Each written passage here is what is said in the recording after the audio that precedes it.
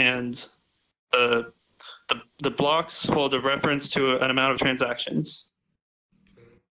And in order to create one of these blocks that updates the shared database, there's no better method. You have to. There's a game that you play in order to update this database.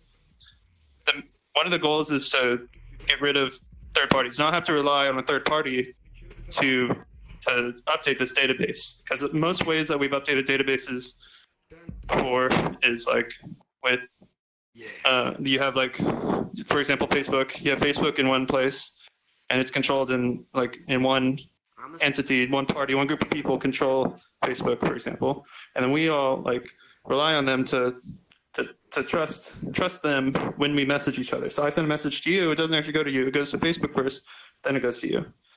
And when you send a message to me, it goes to Facebook first, then comes to me.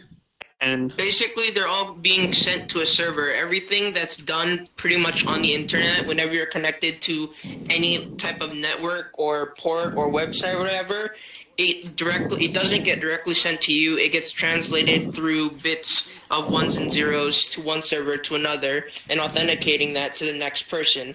That also can be intercepted by other sources, depending on whether or not how secure your network is.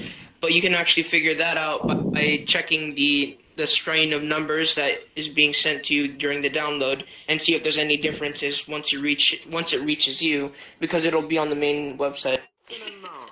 Yeah, and once the database gets updated, it goes out to all the other participants in this peer-to-peer network. So if I'm one of these peers on this network, what I'm doing is I'm taking all the transactions that people are sending around the world, and I put them into a list.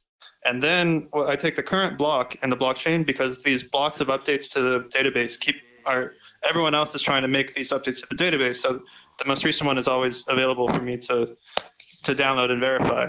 So when you grab you grab the most recent block, and then you grab your list of transactions that just happened within the last recent amount of time. And then what you do is you add a number into there. It's just a random number. They call this a nonce. So the nonce is just a number that you add to this block. And then what you do is you put this block through a hashing function. The hashing function makes it that what comes out of it is always the same length. There's you can imagine 256 ones and zeros. And this is like the fingerprint of the data. So if you have this block that's updating the database, and then you have the fingerprint of it. And what this means is if you change anything in this block, it'll change the fingerprint of the block. And that's important. There's a few qualities that's important about that. There's what makes it unique is that with the chain of blocks, that means when you have this chain of blocks, if you were to go back in time and change any single one of the blocks which are updates to the database, then all the other blocks after it would be changed. So that makes it so you can detect any changes in the past and make it so that people can't do that.